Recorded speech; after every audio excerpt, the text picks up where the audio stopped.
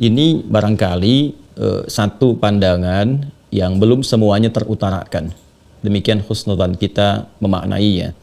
Ya, yang dimaksudkan di sini sesungguhnya adalah proses-proses yang berlangsung saat kita berusaha untuk memperbaiki diri, dan dalam proses ini ada rahmat Allah yang ditunjukkan kepada kita. Hanya mungkin informasi yang disampaikan tadi belum menyeluruh sifatnya.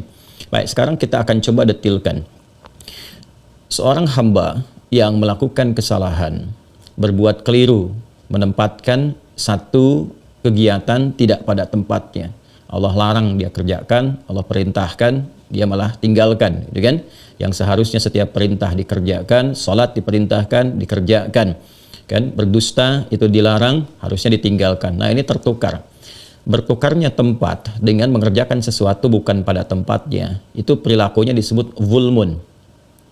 Pelakunya disebut dengan zalim. Perilakunya disebut dengan zulmun. Pelakunya disebut dengan zalim, menempatkan sesuatu bukan pada tempatnya. Nah, perilaku zalim ini punya banyak tingkatan. Ya, tingkat tertingginya nanti seperti syirik, ya kan? Itu tingkat tertinggi dari perbuatan zalim. Ya, sehingga Luqman alaihissalam yang pernah menasihati kepada anaknya, ya bunayya la tusyrik billah inna syirka la zulmun azim. Ya, Quran surah ke-31 di ayat ke-13. Contoh lagi misalnya ada orang yang bukan sekedar tidak sholat, tapi bahkan melarang orang atau menghambat orang untuk ke masjid, untuk sholat, untuk berzikir dan sebagainya. Itu termasuk juga perbuatan zalim yang tinggi. Yang ada di Al-Baqarah ayat 114. Wa man azlamu mimman mana'a masajidallahi ay yudhkara fiha ismuhu wa sa'a fi kharabiha. Nah, perbuatan-perbuatan ini lantas kemudian disadari keliru. Ada hidayah, petunjuk Allah berikan, kemudian dijemput. Dari jemputan itu dia bertaubat.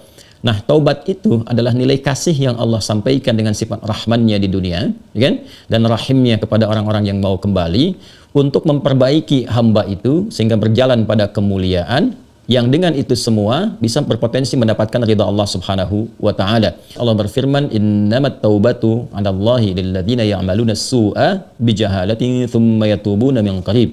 Sungguh taubat yang diterima oleh Allah Subhanahu wa taala itu adalah taubat dari orang-orang yang menyegerakan untuk menyadari, menyesali dan kembali pada jalan yang benar ketika dia berbuat salah. Lalu ada pancaran hidayah, dia menyadari itu, segera dia memperbaiki diri. Itu diterima oleh Allah. Nah, ciri ketika diterima itu, maka ada perubahan pada dirinya. Ya, karena itu banyak redaksi di Al-Qur'an menyusulkan kata perubahan setelah taubat. Wa man taba wa aslaha. Siapa yang kemudian mampu bertobat dan memperbaiki diri. Ya, nah perbaikan ini yang menunjukkan bahwa dirinya telah diterima taubatnya. Biasanya tandanya itu setidaknya ada dua bagian utama. Yang pertama, dia sudah tidak menyukai lagi, bukan sekedar meninggalkan, tidak menyukai perbuatan-perbuatan buruk yang pernah dilakukan. Jadi bukan sekedar meninggalkan, tapi sudah sampai kepada satu kondisi tidak menyukai. Ya, misal ya terjebak misalnya dulu suka atau jarang mengerjakan sholat, ya suka meninggalkan. Sekarang sudah taubat, dia senang dengan menunaikan sholat, dia kejar sunnahnya, gitu kan? Kemudian kalau melihat ada perilaku itu sudah nggak suka tuh, ya, mengingat itu juga tidak mau, melihat orang malas sholat juga sudah muncul rasa tidak nyaman, gitu kan?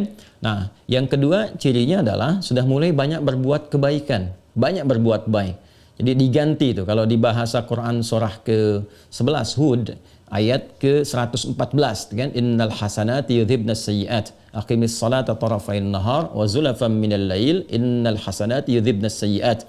Tunaikan salat itu di sepanjang siang, kemudian juga di dua sisi di waktu malam, ya.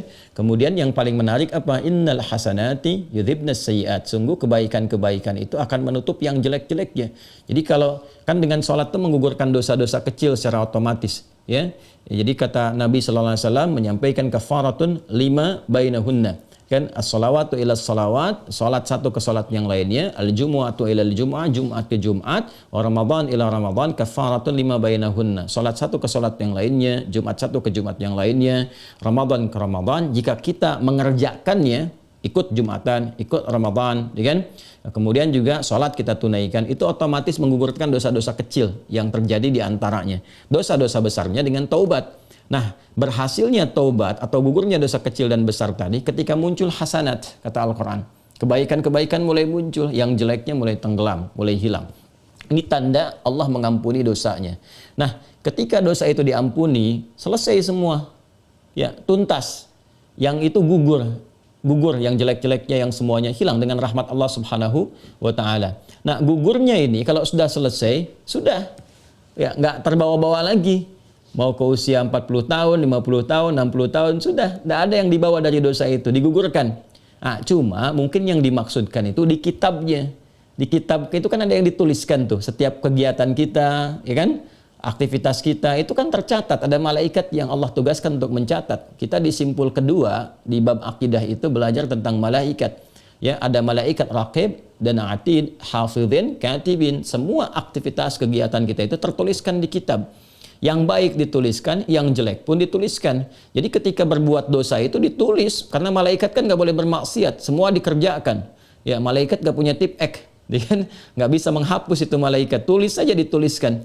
Ya, tulisan ini sebagai dokumentasi kegiatan malaikat yang dipertanggungjawabkan di hadapan Allah bahwa mereka tidak menyimpang, semua dituliskan baik dan buruk. Ya, itu yang menjadikan mereka itu sempurna dalam tugas. Itu di Quran surah ke-66 ayat yang ke-6, la ya'sunallaha ma amarahum wa yaf'aluna ma yu'marun. Malaikat itu tidak bermaksiat kepada Allah, mengerjakan tugas sesuai tupoksinya. Jadi yang baik ditulis baik, yang jelek ditulis jelek, dan dituliskan pula kalau sudah bertobat ditulis ini bertobat.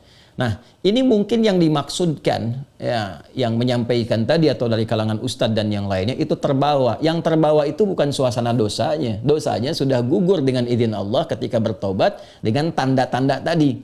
Kalau dia benar tobatnya, tobat nasuha. Nasuha itu dari kata nasihah, yang melapangkan hati. Jadi setelah tobat hatinya lapang, kemudian berubah menjadi lebih baik, diterima. Yang itu gugur. Cuman tulisan itu masih ada sebagai bukti pertanggungjawaban malaikat. Nanti saat hisab, nah ini kehendak Allah ya untuk menutup itu semua. Jadi nggak ada hisab lagi untuk itu. Satar ditutup tuh, mastora ya ditutup. Jadi yang ditampakkan yang baiknya saja karena sudah ketutup sama taubat itu nggak diungkap lagi. Ada lagi kondisi yang dibuka tapi nggak ditampakkan di khalayak. Ya itu hisab antara dia dengan Allah saja untuk menunjukkan tingginya rahmat Allah kepada hamba itu. Ya, jadi ketika orang ini berbuat salah, dosa dan sebagainya, ya taubat, kemudian selesai itu semua digugurkan dosanya, tapi catatan masih ada. Ketika kembali kepada Allah di akhirat kelak, di hisabnya dia berhadapan dengan Allah ditutup di hijab yang lainnya, sehingga nggak terdengar, nggak tampak, nggak kelihatan. Ya, karena standar awal itu semua dibuka. Wa may ya'mal mithqala dzarratin khairan yarah, wa may ya'mal mithqala dzarratin syarran yarah. Yang baik ditampakkan, yang buruk ditampakkan. Nah, nampak itu kelihatan oleh semua makhluk melihat. Oh, rupanya si fulan begini, ada kebaikan yang selalu disembunyikan, di akhirat diviralkan. Kalau sekarang kelihatan cuma 1-2 orang, atau ada bahkan yang tidak bisa mengakses. Sekarang musim digital, hampir semua bisa melihat, tapi ada orang-orang tertentu yang tidak memanfaatkan dunia digital ini, nggak tahu.